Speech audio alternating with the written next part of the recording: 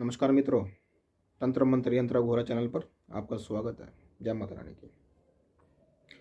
मित्रों, कुछ बहनों का कॉल आया और उन्होंने प्रश्न किया कि महाराज जी, आजकल जो ये अमूमन जीवन में देखना जो पड़ रहा है सभी को कि कोई भी लेडीज़ कहीं भी बाल खोल के सिर हिलाने लग जाती हैं और कहते हैं कि माता आ गई है, या उनके साथ वाले कहते हैं कि माता आ गई है। इस तरह के क्रियाक्रम जो हो रहे हैं, जो सब चल रहा है समाज में, ये सब क्या सत्य है या कोई भूत वगैरह की बाधा है या कोई बीमारी है, मानसिक रोग कोई है? इस पर कुछ, इस विषय पे कुछ टिप्पणी करें। तो मित्रों, उन बहनों से और आप सब से इस विषय पे कुछ चर्चा करते हैं हम। इस पर मैं यही कहना चाहूँगा कि जैसे गांव देहात होता है ना दोस्तों, उसमें भी कुछ लेडीज़ ऐसी होती हैं जो बिल्कुल ही अनपढ़ रही हों, जो कभी पढ़ी ही ना हो, स्कूल वगैरह में गई ही ना हो, और वो निजी जीवन अपना जी रही हैं। गाय भैंस आदि उन्होंने रखे हुए हैं, उनका सारा गोबर वगैरह साफ़ सफाई में लगे रहते हैं। बच्चे पैदा होते हैं, पालते हैं, बड़े होते हैं, ऐसे उन्होंने जीवन व्यापन कर रखा होता है। बहुत हद तक उनकी उम्र हो जाती है और अचानक से उनमें भी ये सब क्रियाएं देखने को मिल जाती हैं, तो कहा जाता है कि इसमें देवी आ गई। तो जिस औरत ने कभी कोई भगवान का नाम ना लिया हो, उस पर समय ही ना हो बैठने का इतनी देर तक, तो उसमें ऐसे देवी कैसे आ सकती है? ये गंभीरता का विषय है वैसे दोस्तों, अगर इस पर विचार किया जाए। बिना उसका कुछ शक्ति का अनुष्ठान किए बिना, उसका कुछ जाप किए बिना, कुछ क्रियाएं किए बिना देवी या देवता कोई भी शक्ति कैसे आ सकती है? पीरों की भी चौंकी लगाई जा रही है आजकल।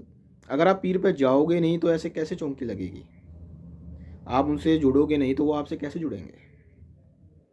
आप खाना खाओगे नहीं तो आपकी भूख कैसे शांत होगी? शरीर कैसे बलवान होगा? तो ये तथ्य आप समझिए। तो मित्रों, जिन व्यक्तियों के,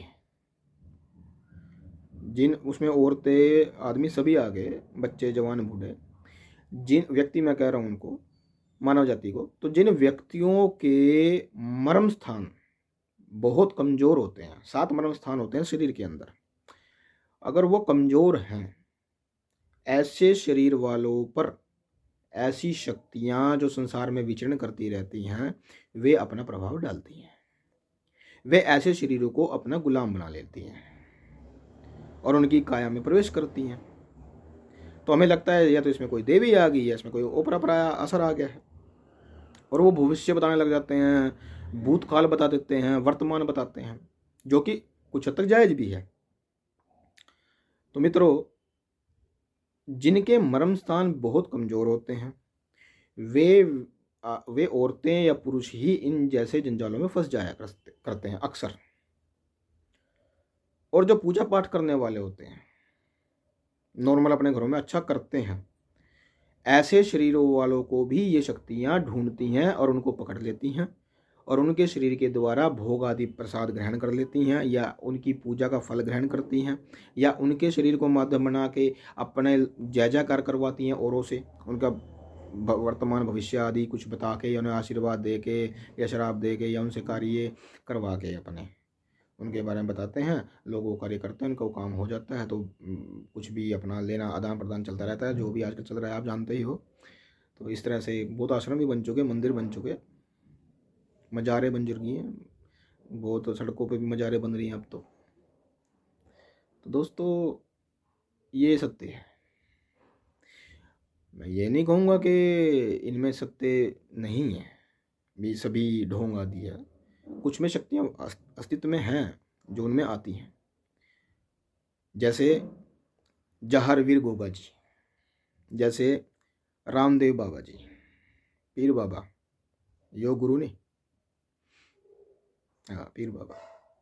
पीर हम कहते हैं जो हिंदुओं को हिंदू शक्तियों को जिन्होंने कमज़ोर बना दिया और पीर कहने लग गए, तो हिंदू भी पीर ही कहने लग गए। वीर हैं वैसे वो, रामदेव वीर, गोगा जाहर वीर। उन्होंने तो कहा ना गोगा जी ने कि हिंदू हैं, हिंदू थे, हिंदू रहेंगे। बताओ, उनको भी पीर कहने लग गए अब। तो समाज है, जो चल रहा है। तो वो वीर है, वीरावली में उनका शक्ति का जाप होता है, उनकी साधनाएं की जाती हैं। अपने आगामी वीडियोस में हम गोगा जहरवीर पे भी चर्चा करेंगे, उनकी शक्तियों के बारे में और उनकी सिद्धियों की प्राप्ति के बारे में। तो मित्रों, जिन औरतों के, पुरुषों के मर्म स्थान कमज़ोर हैं, उन पर अक्सरी शक्तियाँ अपना प्रभाव डालती हैं। अमूमन जिसका मर्म स्थान मजबूत होगा, उस पर अगर कोई तंत्र प्रयोग कर दिया जाए या कोई शक्ति स्वयं अपना आने का, इस तरह आने का प्रयास भी करे, तो उस पर असर नहीं होता दोस्तों। बहुत हद तक वो खुद ही रोक लेता है। उसके बाद उसका इष्ट प्रबल होना चाहिए।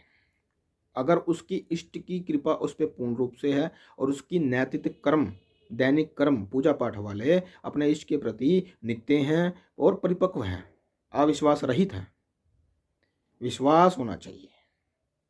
विश्वास है तो राम है, राम तभी माना जाएगा कि विश्वास है तो आपके लिए राम है। आपको तभी राम मिलेगा, उसके नाम में आपको तभी आराम मिलेगा, तभी आनंद मिलेगा।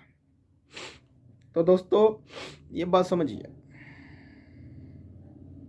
ये एक जागृति का विषय है।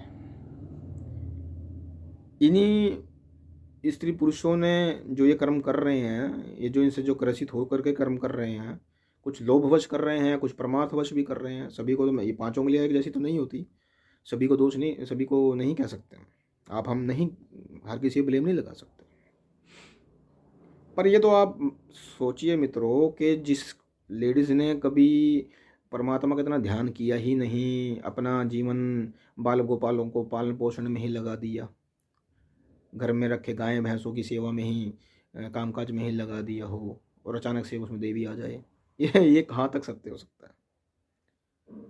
तो इनमें बहुत से ओपरे पराये भी होते हैं, बहुत सी ऐसी अशुद्ध आत्माएं होती हैं जिनको पकड़ लेती हैं, वो भी भूत से बता सकती हैं, इसमें कोई संशय नहीं है।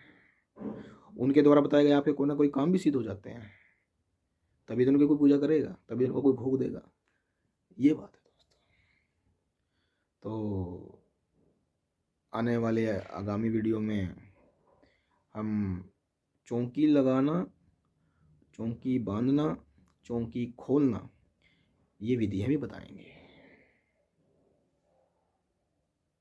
तो आप इस चैनल को सब्सक्राइब करें, लाइक करें, शेयर करें। शेयर करने से आगे जिन पे जाएगा वो आगे शेयर करें, ताकि विशुद्ध ज्ञान आप लोगों तक पहुँचे। आपकी सेवा में मेरा नमस्कार।